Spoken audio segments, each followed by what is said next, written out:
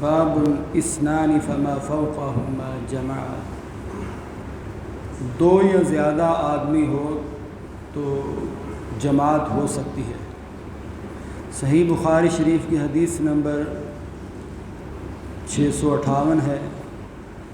مالک بن Huwayrith رضی اللہ تعالیٰ عنہ اس روایت کو بیان کر رہے ہیں کہ رسول اللہ صلی اللہ علیہ وسلم نے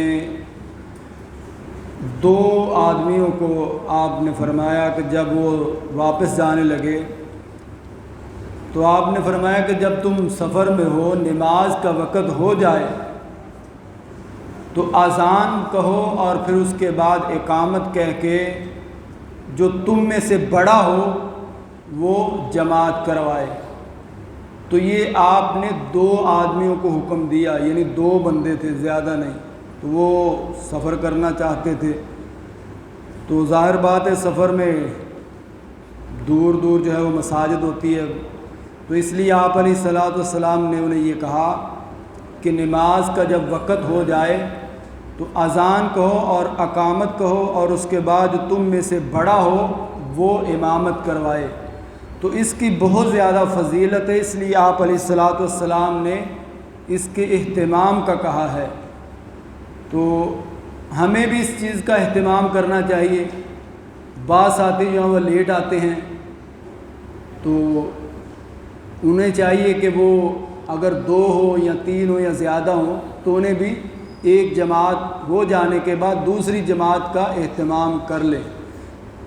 تو جب کہ اگر کوئی بندہ اکیلا نماز پڑھتا ہے، پیچھے حدیث میں جو ہے وہ بیان ہوا ہے کہ اکیلا نماز پڑھنا اور جماعت کے ساتھ نماز پڑھنا، اکیلے بندے کو ایک نماز کا ثواب ہے اور جو جماعت کے ساتھ نماز پڑھتا ہے اس کو 27 درجے یا 25 درجے جو ہیں وہ زیادہ اجر و ثواب ملتا ہے۔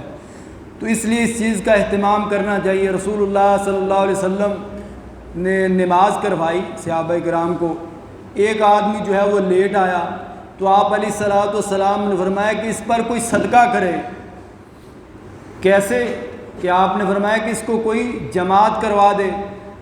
تو اگر کوئی نمازیوں میں سے جس نے پہلے جو ہے وہ جماعت کے ساتھ نماز پڑھ لی ہے، وہ دوسرے ساتھی کو جماعت بھی کروا سکتا ہے، اس کی جو ہے وہ اس کو 2 نفل بڑھا دے۔ اگر اس نے 4 جو ہے وہ ظہر کی ہیں یا عصر کی یا عشاء کے، اس کے 4 ہو جائیں گے، اس کے 2 ہو جائیں گے، اس کے لیے نفل ہو جائے گی، اس کے لیے فرض ہو جائے گی۔ تو اس لیے ہمیں بھی اس چیز کا اہتمام کرنا چاہیے۔ اللہ عمل کی توفیق عطا فرمائے۔ سبحانک اللہم و بحمدک۔